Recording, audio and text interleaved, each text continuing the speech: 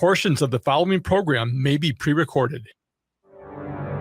The views expressed and the opinions given by the individual host, guest, random reptoid, or chupacabra may not necessarily reflect those of AM 950 Radio, its affiliates, or its sponsors.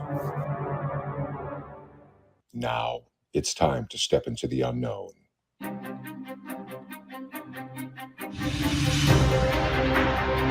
There are things people experience but never talk about.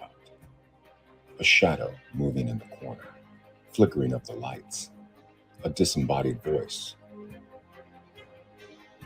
We invite you to talk with us. Share your story, share your experience, because this isn't just your story, this is our story. This is GhostBox Radio with Greg Bakun.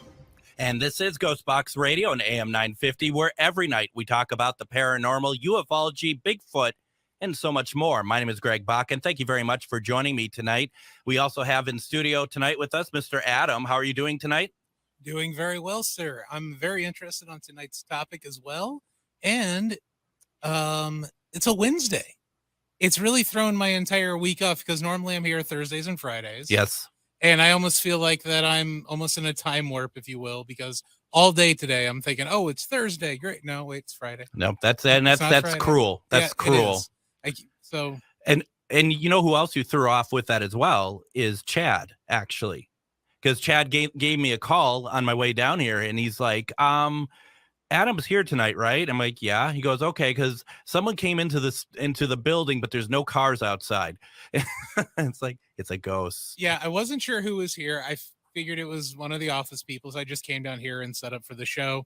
Never even bothered to go and say hello to anybody because I'm so rude like that. Well, that's how it goes. Not everyone could be charming and wonderful as myself. So, exactly. We're not all extroverts. Yeah, right. Exactly. Yeah, right. That's me. All right. I do want to say quickly before we bring on Anthony is real fast. You may have heard Matt McNeil talk about AM 950 membership. So please consider doing that, going to am950radio.com and pick up membership. You may have heard that he said that there's a meet and greet with hosts, and this might stop people from actually signing up. But I just talked to Chad tonight, and whenever they do that, I'm going to be a part of that. So if you're interested in meeting and greeting, and also supporting the station, please consider going to am950radio and .com and sign up and get a calendar or whatever else that they're offering. So. Maybe they're offering this big TV behind us since they never use it. I don't know, Adam. I don't know what's going on around here. I think that's the raffle. That's the raffle. The prize is tell us how to use it. Well, there's a remote control back here that I think goes to it, but I'm afraid to press it. Because you ever see the movie Remote Control with John Ritter? I've only seen back in the day. I only saw the MTV game show. Oh, there was a movie back in the day starring John Ritter, and he would get sucked into a TV, and the remote very much looks like the same one that was in that flick. Real fast, the only why even bother putting it on? Look behind me. Look how much of the TV is actually on screen. What's the purpose? So yeah, you get it. They signed my paycheck, so I'm not going to give you the purpose. So there we go. So anyway, so tonight I am very excited for tonight. This has been weeks in the making, and I love to talk UFOs. And I saw about a month or so ago that Anthony F. Sanchez had written a book called UFO Nexus: A Journey into Alien Realms and Cosmic Secrets. And I reached out to him to see if he'd like to be on the show.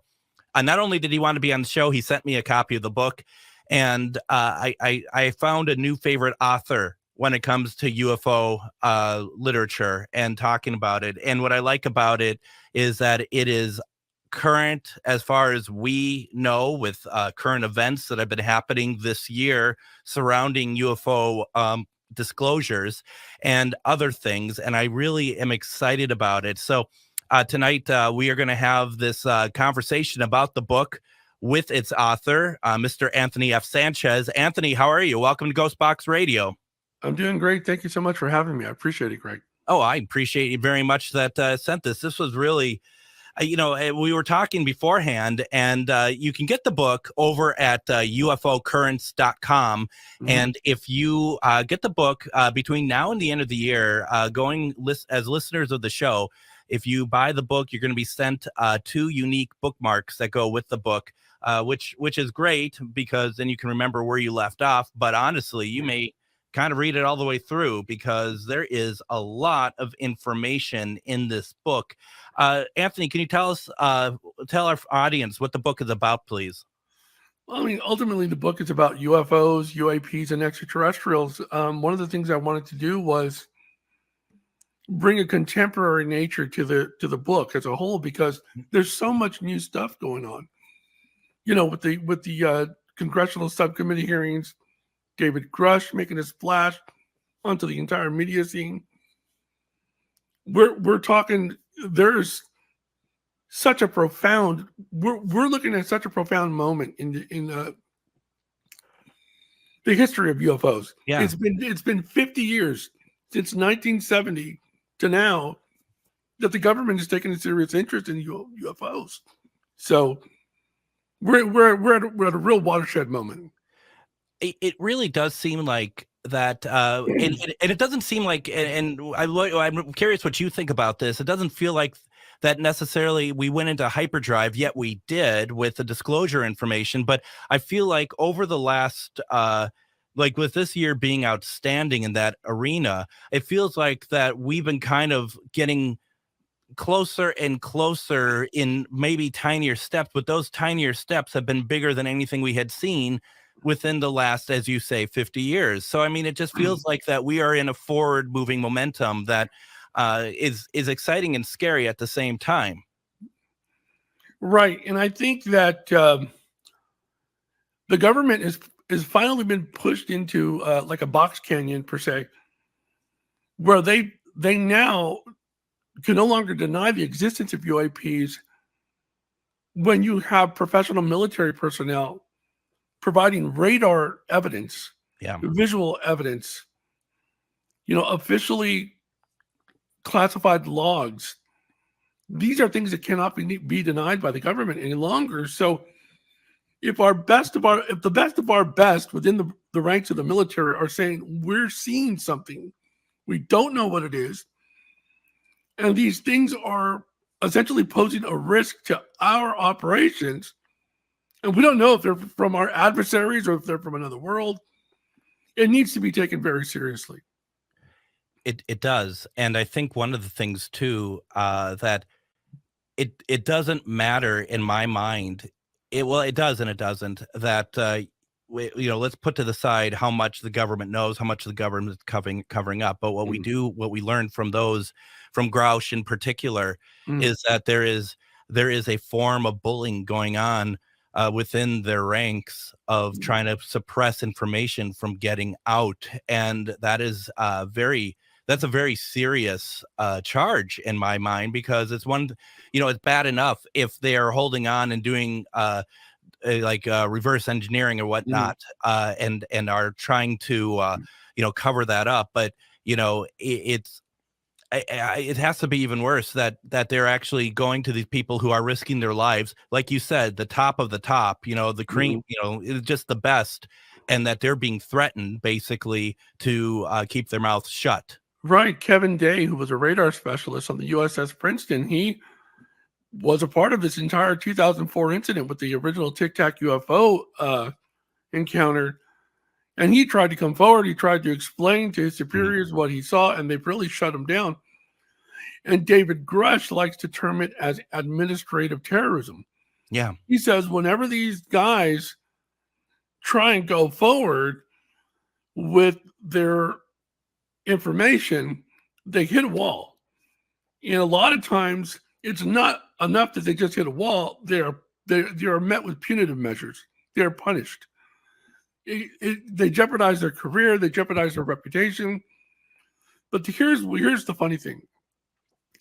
Kevin Day came forth with all of his information, and they ridiculed the hell out of him. They really put him into a tough spot. But now that the government cannot deny the existence of UAPs, and you have Grush, Fravor, and Graves giving their testimony at the congressional subcommittee. Looks like Kevin Day is fully justified. Yeah, he was telling the truth, and you have two of the three individuals that were up there telling you this really happened. So, it brings up a point that I've often thought about, and I often think about this when it comes to conspiracy theories. And I'm curious if you would agree or disagree with it. I mean, you have politicians, and then you have government, and I think that they're two different things. Mm-hmm. And in my opinion, and this is why I say that, because you have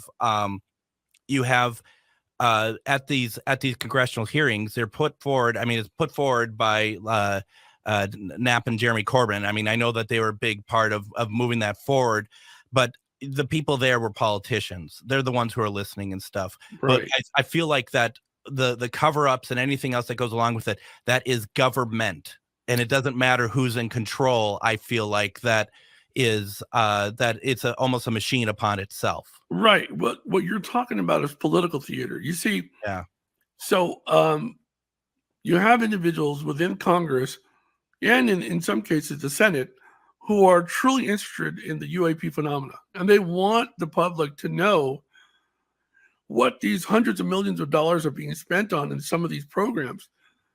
Now, it's funny that with the NDAA that just came out that was put forth, there were Republicans and Democrats both siding saying, yes, let's get some information.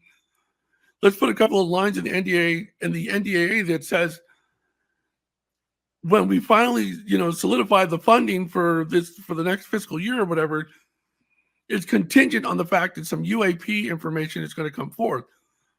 Well, at the last second, two representatives, two congressmen, Mike Turner and Mike Rogers, came out of left field and opposed it for no reason other than their concerns over funding. Yeah. These are two guys that never had a concern about UAPs, never cared about funding.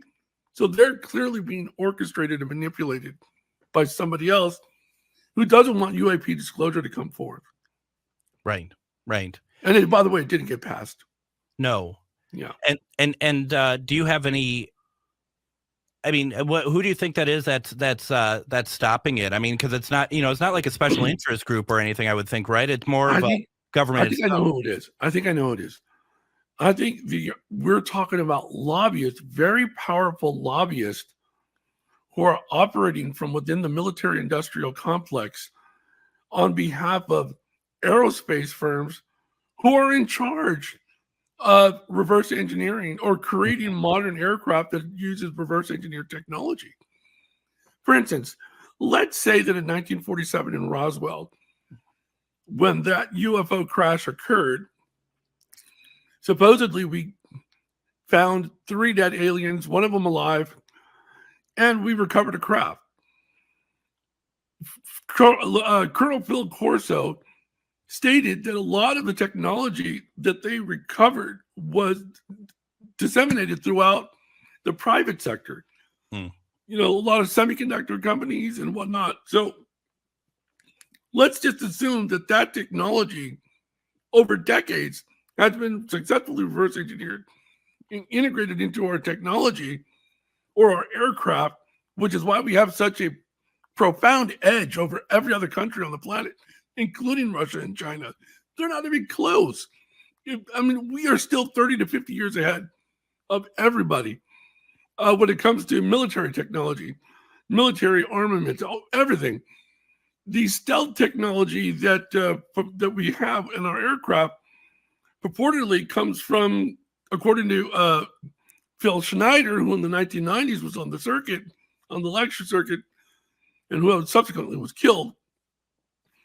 He was showing geological samples that he said were synthesized using gray technology that was a precursor to our modern stealth technology. So a lot of people have concern that the Chinese have caught up to the U.S. Well, they haven't. What the Chinese have done is they've infiltrated academia and a lot of our corporate institutions And they've stolen a lot of the intellectual property. This is a known thing throughout the government. Mm-hmm. A lot of hacking incidents. So they managed to reverse engineer a lot of the intellectual, proprietary intellectual knowledge that was circulated throughout our best universities, our top military industrial complex, corporate, entities.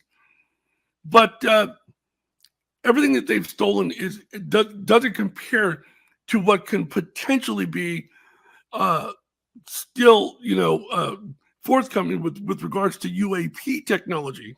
Mm-hmm. This is why at Stanford University in November 17th and 18th, they had the Seoul Conference thrown by Professor Gary Nolan.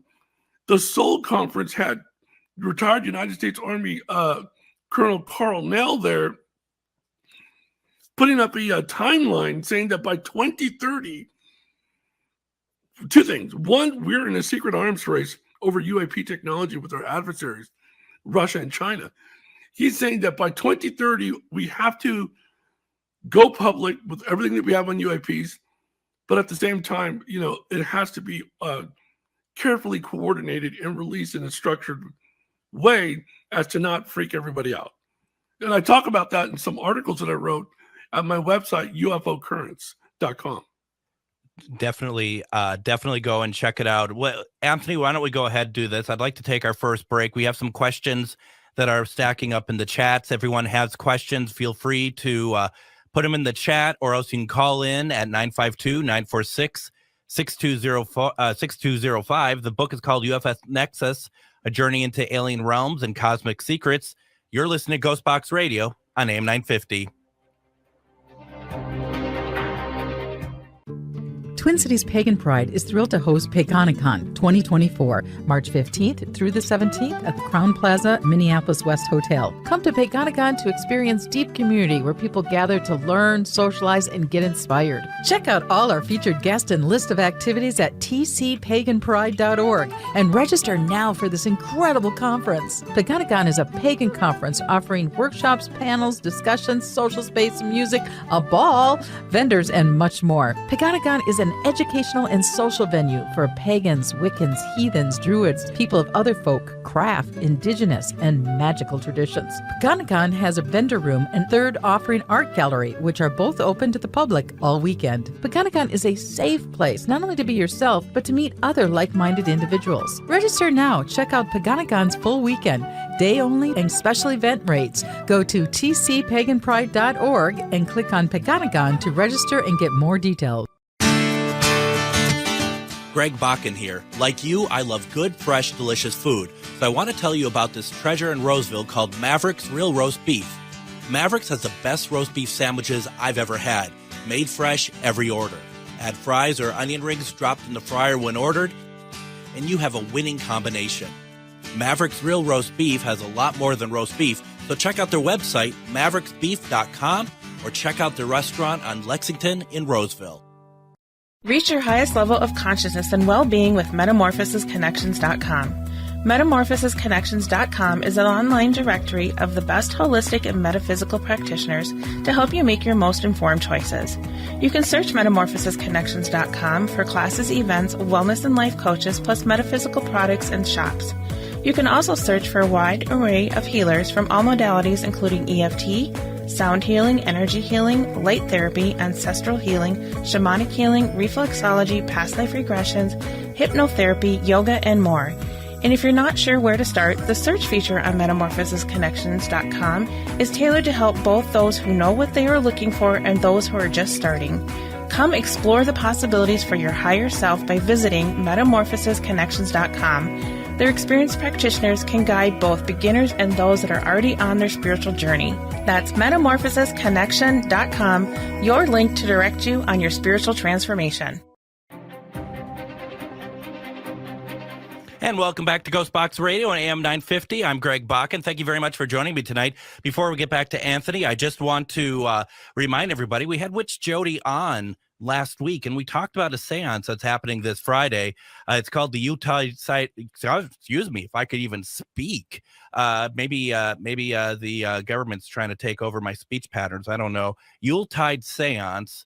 It's a great way to connect with your deceased loved ones for Christmas. That's happening this Friday. That would be the 15th of December. That's at 7 p.m. at Midwest Witchery and Healing in Stillwater at the Grand Garage. You can get your tickets over at MidwestWitcheryHealing.com. If I'm not mistaken, I think she mentioned that there are going to be some carolers there as well.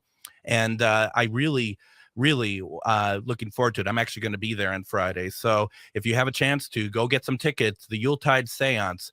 We are talking with Mr. Anthony F. Sanchez. We are talking about the book UFO Nexus, A Journey into Alien Realms and Cosmic Secrets. Man, this is quite the book. I mean, this is quite the conversation too. One that has to be talked about, isn't it? And Anthony, one thing that I had noted is that I had a couple questions come through. Mhm. Joanne had said, when we're talking about more attention being put onto this, she's asking, is it the government or is that we are paying more attention as citizens? I would have to say that it's both, because you do have a lot of Congress men and women who are concerned with the voices of their constituents, and the constituents are saying, hey, we're the taxpayers, we're paying all this money to ATIP and to Arrow and all these other groups that have existed, these organizations. What are you doing? Why are you studying UAPs? Is there something we need to be worried about? You know, there is a retired CIA agent by the name of John Ramirez. Mm-hmm. This guy is interesting. And people used to say he was kooky, but I don't think so. He has come out and said that by 2027, aliens are going to reveal themselves through the government or through the military or a combination of both. He says that we are standing on the cusp of what could be the most significant event in human history. Now, Carl Nell recently at the Symposium, was saying that we're in a race to avoid a catastrophic leak, right? Mm-hmm. And we don't want to lose to our adversaries with regards to UAP technology. So you have Carl now saying that by 2030, we need to have everything done. Excuse me, sorry, my voice. Then you have John Ramirez who's saying that by 2027, aliens are going to make themselves known to the public, Mm-hmm. or at least to the government and the military. A lot of people are arguing that aliens have already made themselves known. You know, I spoke to a gentleman back in 2010 from my first book, UFO Highway, who said that there were gray aliens working alongside the military and scientists from Los Alamos National Laboratories in Dulce, New Mexico. So, I mean, that's a very famous story. Yeah. But if we've already had established contact with gray aliens, who is it that's going to be making themselves apparent in 2027? You know, is it someone else? I mean, Linda Moulton Howe talks about the tall whites, also talks about the grays. You know, we have people throughout history talking about the Anunnaki. Yep. Many people believe that the Anunnaki are the progenitors who Colonel X back in 2010 said was the creator of the grays, who, you know, now reside in Dulce, New Mexico. By the way, there's apparently supposed to be gray aliens that also live at Pine Gap in Australia, their underground facility. And so, I mean, who is it that's going to appear in 2027? Well, and so first of all, once again, folks, we're talking with Anthony Sanchez. The book that we are talking about tonight. Well, we're actually kind of going a little bit off topic there a little bit, but it's UFO Nexus: A Journey into Alien Realms and Cosmic Secrets, available at UFOcurrents.com. And also, if you get the book between now and the end of the year, as a special thank you for being a listener to GhostBox Radio, Anthony's going to include 2 unique bookmarks. If you have any questions, put it into the comments, or if you have questions, you can call in 952-946-6205. That's 952-946-6205. Anthony, my question to you, though, after you said all that, is what do you think it is? What do you think? Do you think it's grays? Do you think and to your point, I mean, I'm sure you have some kind of theory. If we are working along with these grays, aliens, whatever, whichever variety they are, and that there should be that they're going to let themselves be known to us by 2027. What's your theory on what's going to happen or who they are? Well, for one, I do believe that the grays exist. Yeah. I've had my own personal experience with UFOs and grays all since my childhood. But based on the people that I've interviewed since 2009, I mean, that's a lot of time, and I've talked to a lot of people over the years. I'm talking about military personnel, first responders, medical people that work in the medical field, doctors. There are too many times that I've interviewed people that have independently told me things about the grays that they've encountered, where the similarities are just too close to be a coincidence. Mm-hmm. Whether it's through my lab, which is a military abduction scenario, or a traditional UFO abduction that has nothing to do with the military, I think that what we're seeing is lots of evidence of the grays. I think that's who we're going to be encountering in the future. Mm-hmm. And the very prospect of an alien revelation happening in 2027, you got to remember, things like that were once considered mere conjecture. But now that has gained credence, especially with this leak of the disclosure plan that happened at the Seoul Symposium. There was a PowerPoint presentation. And on the presentation was a plan that outlined concepts. And I swear to you, they used terminology, such as a hierarchy of beings. And if you're a fan of Star Trek, they even mentioned something called the Prime Directive. Oh, yeah. So alongside a lot of the concerns about geopolitical implications of countries like Russia and China, is that they may potentially acquire extraterrestrial technology. So when Colonel Now says we're in a race to acquire UAP technology that may appear or safeguard that which what we already have, he's talking about a significant threat to national security. All of this has to do with national security. Right. And so a comment came through, and I'm trying to frame this up actually, because I understand what Chuck is saying here, but I also feel like that it can work the other way as well. And what Chuck says here is pre-internet accounts that match, like story-wise, that people, my understanding from that is that people who don't have access to see anything, that interests him more than current accounts. But I think we're talking about what you're dealing with is something very different than just finding information on the internet.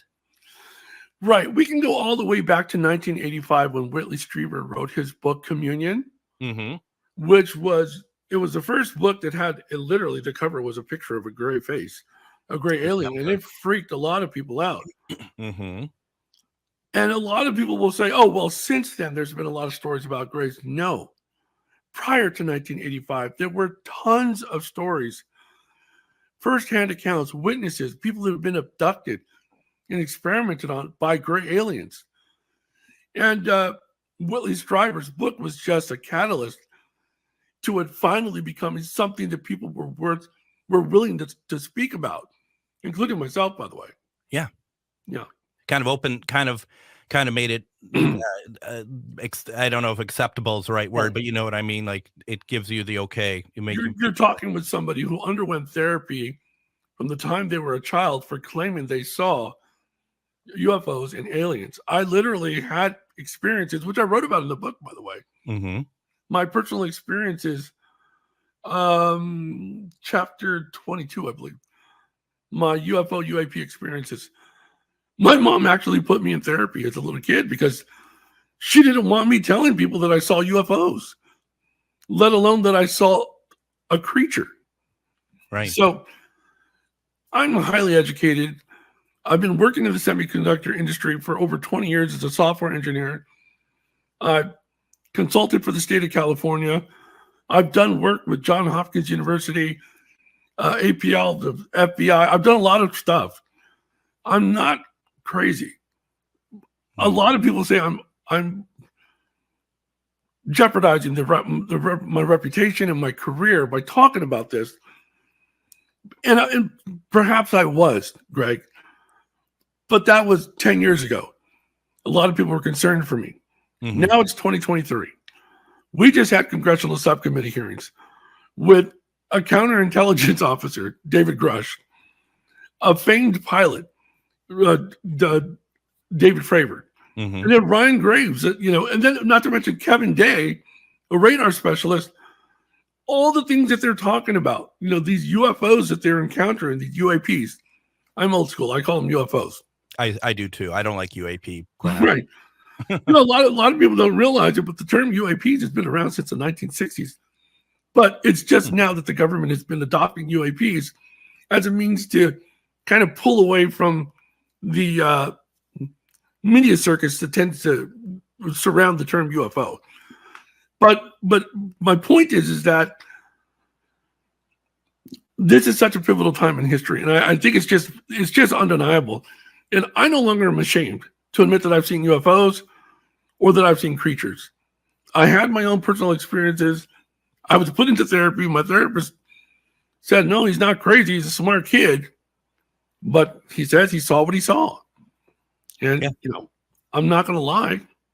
I find it interesting, Adam. You'll remember we had John Yost on back in April. Yeah, for the alien special. Exactly, and John told the same exact thing, Anthony, of his parents put him into therapy because they didn't like the fact that he was seeing something, and they didn't like what it was. And my question to you about that is, I mean, how did that set? I mean, how far did that set you back? Just as a person, I mean, not really. I mean, it didn't set me back as a person. All I could do was tell the truth to my therapist. He wanted to know. I remember him to this day. His name was Dr. Jerry Agusa. He was a really brilliant man, and he asked me tons of questions. Put me on the spot, and it wasn't interrogation; it was therapy. But ultimately, I think he had to admit this is what Anthony says he saw. Mm-hmm. There's nothing wrong with him. He's still a normal kid. He wants to go to school, play baseball, and apart from the fact that I've had these experiences, there's nothing abnormal about my life. No. And I'm getting people in the comments who are just, this is what's been going on. Feels like therapy for a lot of people, or a relief. That they were able, like Julia is like, not everyone who's called crazy aren't crazy anymore. It's like there is a sort of a release of that, and that is good to see. It's just unfortunate that it taken so much time. But say 2027 comes around, right? I mean, it will come around. I don't mean to make it sound like it won't, but 2027 comes around, we get these aliens that revealed themselves to us. Do you think we as the human race are ready for that? I do, and I'll tell you why. Since the 1950s, the entire planet, at least the westernized world that's had access to movies and television, we've been conditioned through media, through early shows like The Twilight Zone, then Star Trek, then Star Wars, then Close Encounters of the Third Kind, Aliens, Predators.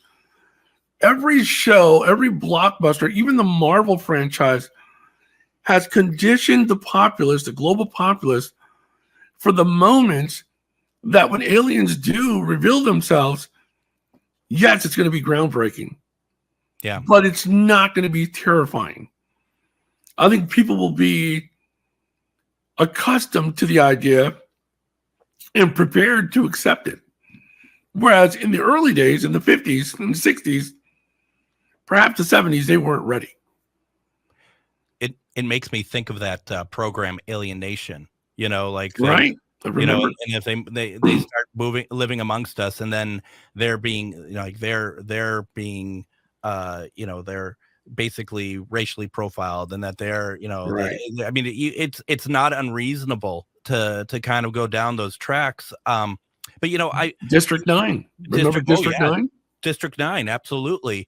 And I thought it interesting, Communion 85, no one thought about Grays before that, but you look at something like Close Encounters of the Third Kind. I mean, that's what they were looking like, which it doesn't that have like a connection to that film, which the name of it's escaping me, that Rod Serling had, that he narrated, that they were working with the government. As a matter of fact, it's like the only UFO documentary, right, that actually has been, that they shot in the Pentagon for. Right. I don't remember the name of it. But you know what I'm talking about, right?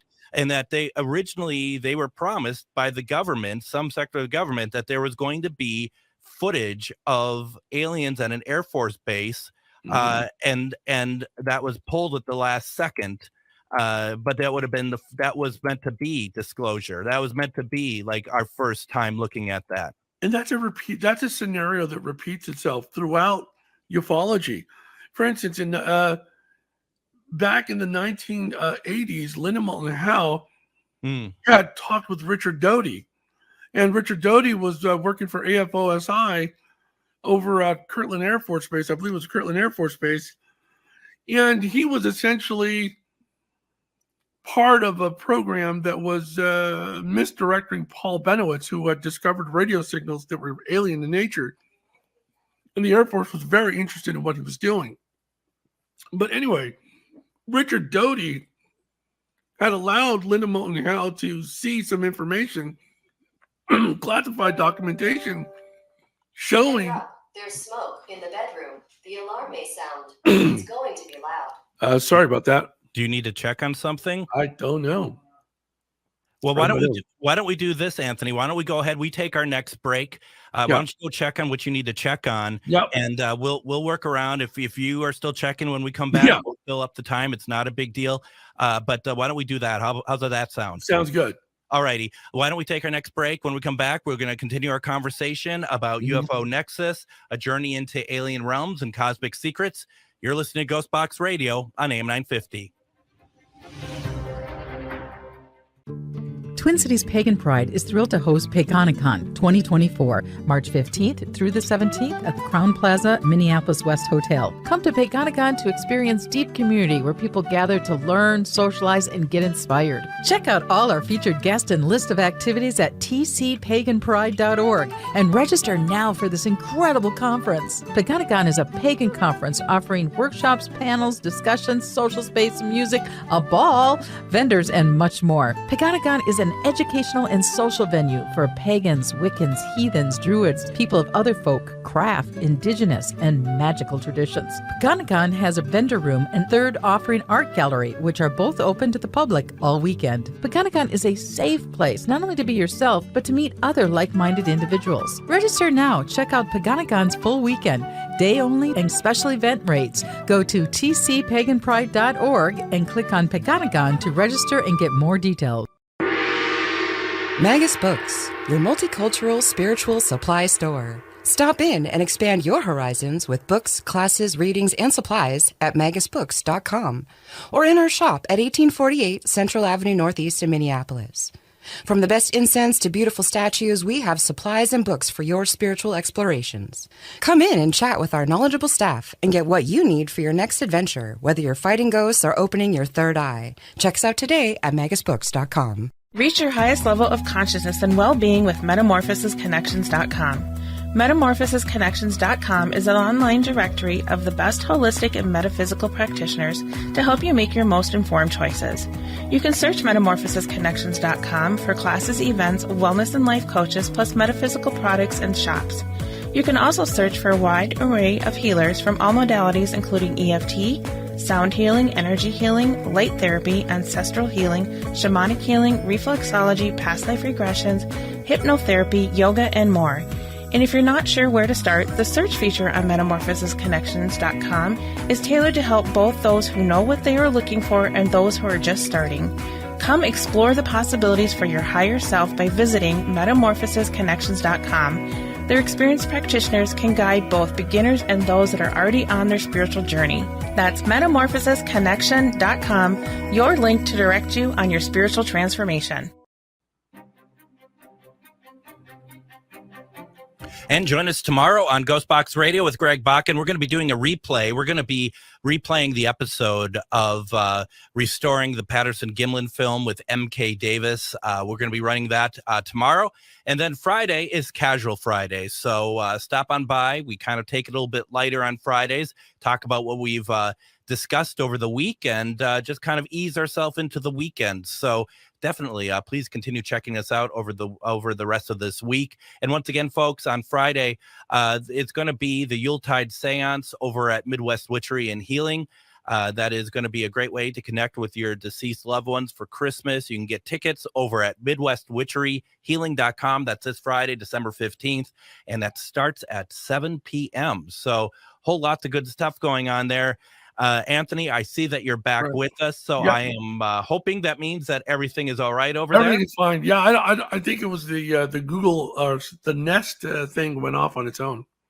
Well, you know, I mean, and you got to forgive us over here, all of us in the comments and stuff. You know, we're all talking about government and stuff, and all of a sudden, the alarms. Right, that's odd. That was a surprise. So good. I'm glad that everything is working out over there. There's nothing wrong over there. We're talking tonight about Anthony's new book, UFO Nexus: A Journey into Alien Realms and Cosmic Secrets. You can get this book over, and I put this into the chat, ufocurrents.com. Go there. You can not only see that book, but other articles you've written, also other books that you have available.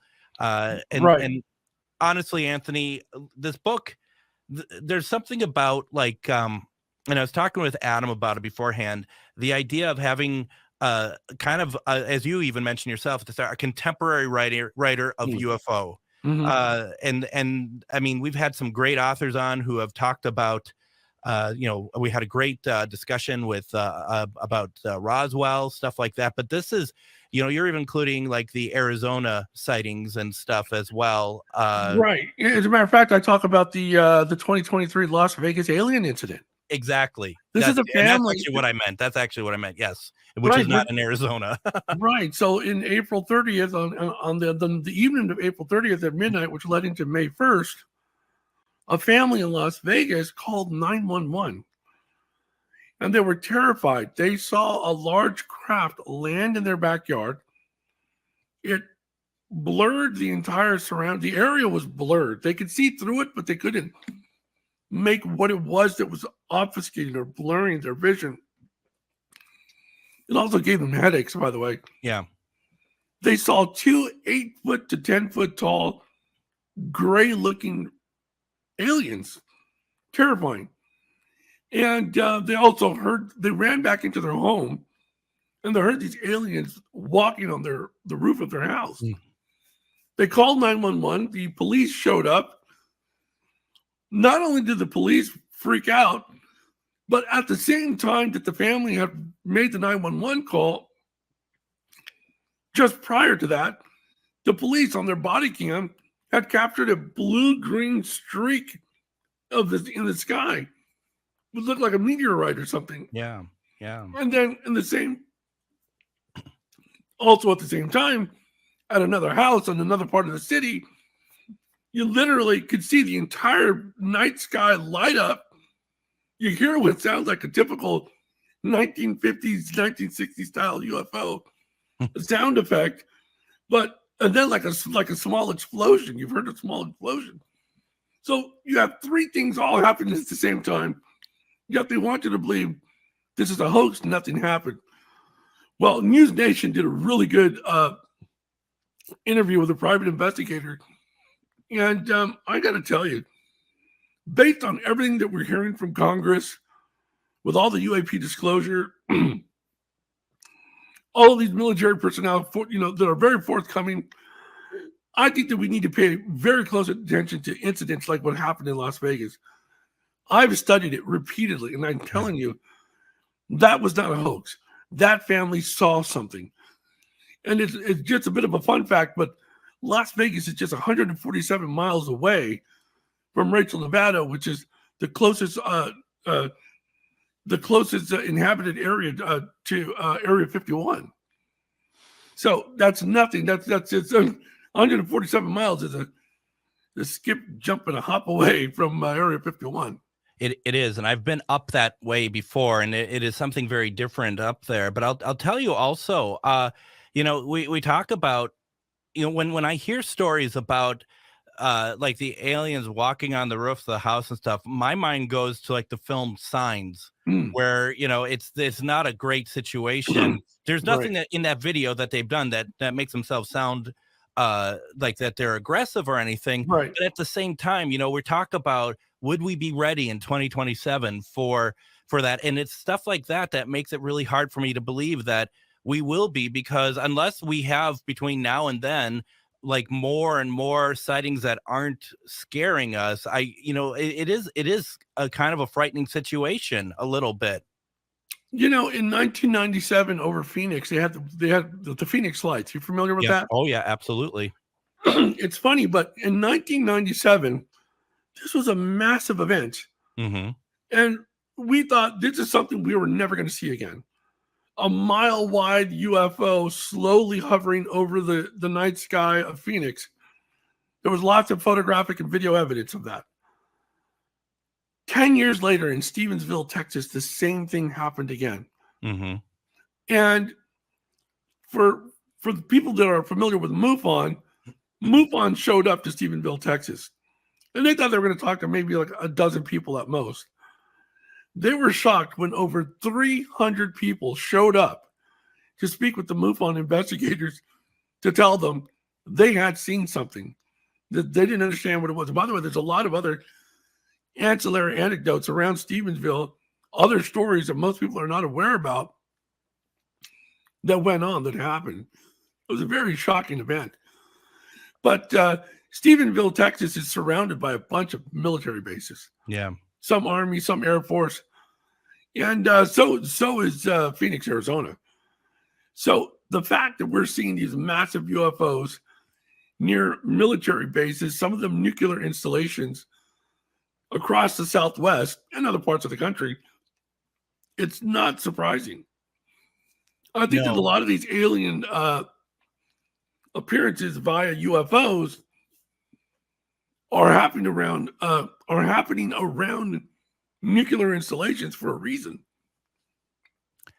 I'd wondered that. Before I touch a little bit more on that, I always kind of find it interesting, the Phoenix lights in particular, almost more in some ways just as famous was the mayor's reaction to it at the time by basically making fun of it. But what I don't know, a year later, what I don't know how many people realize that he got on. I mean, now he speaks all the time about he's a believer. He's an absolute believer of it now.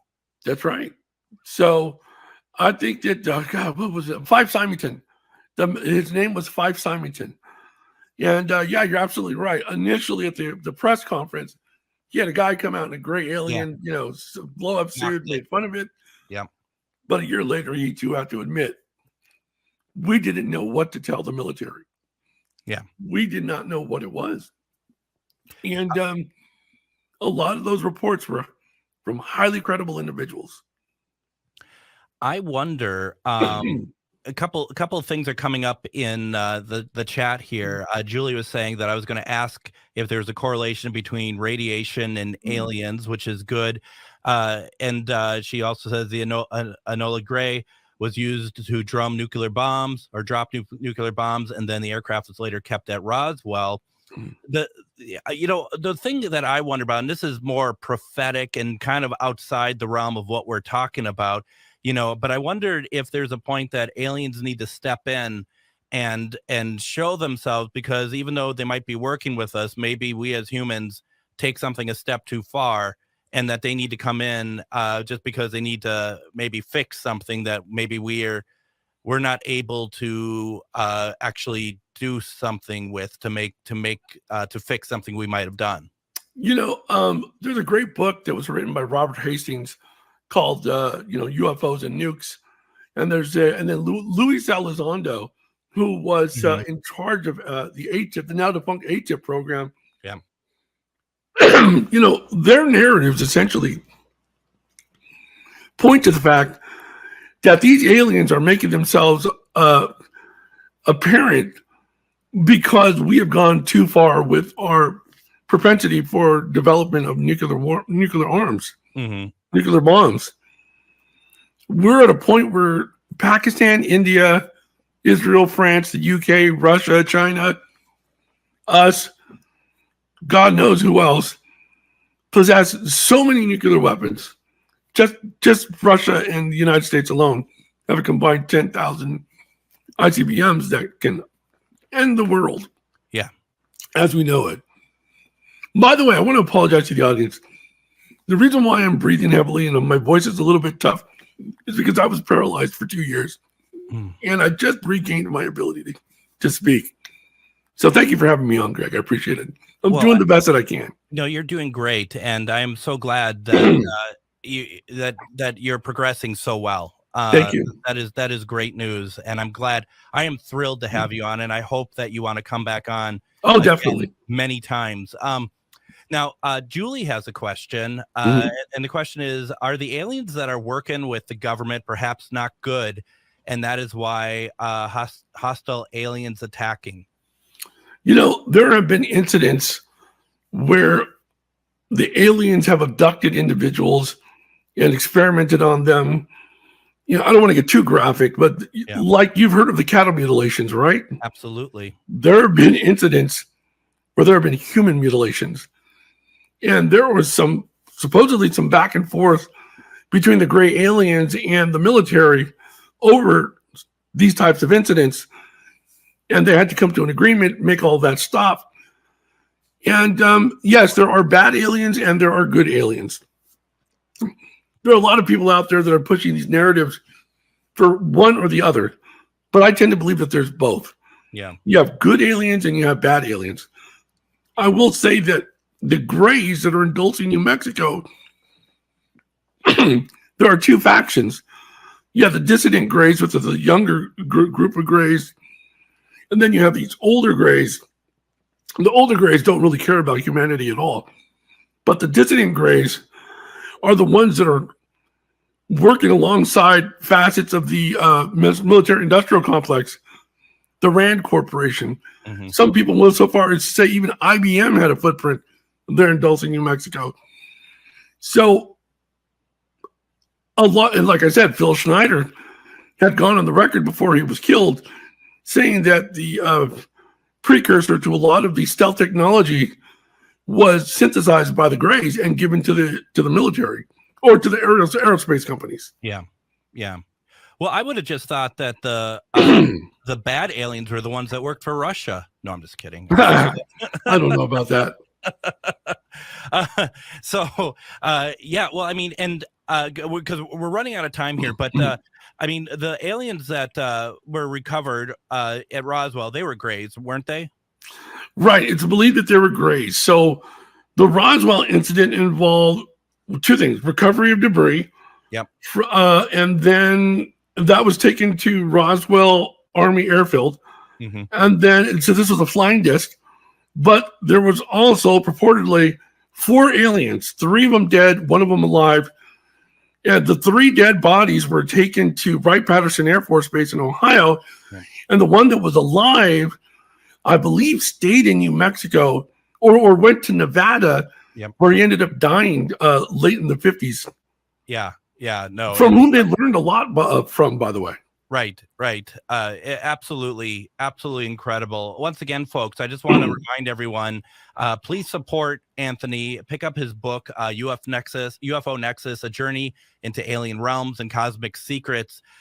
We really didn't talk a whole lot about what's in the book, and the book itself is absolutely fascinating. I could absolutely, Anthony, guarantee that people are not going to be disappointed in this book one bit. Oh, thank you so much. I mean, it is absolutely amazing. Once again, you can pick up the book over at ufocurrents.com. If you go there, get the book, please, because it also shows, Anthony, that people listen to the show. But also, you'd get a couple bookmarks. and that's up until the end of the year. You can do that. Mhm. And Anthony, I mean, we're going to have to get you back on here soon because there is so much to talk about. And I think we could, even if you wanted to, we could take like sections and just have a whole episode about sections of your book. Oh yeah, I mean, we didn't even touch on the fact that we're developing artificial general intelligence. When you think about it, I'm not talking about AI. I'm talking about AGI.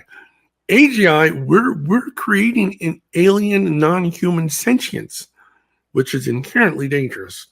So let's get you back on early in 2024. How's that sound? Thank you. I would love to be back on. Thank you very much. Thank That's it for us tonight. Tomorrow, we are going to be doing that replay with MK Davis. We'll be back for Casual Friday. Everyone, we'll talk to you soon. Take care. Have a good night. Good night, everybody.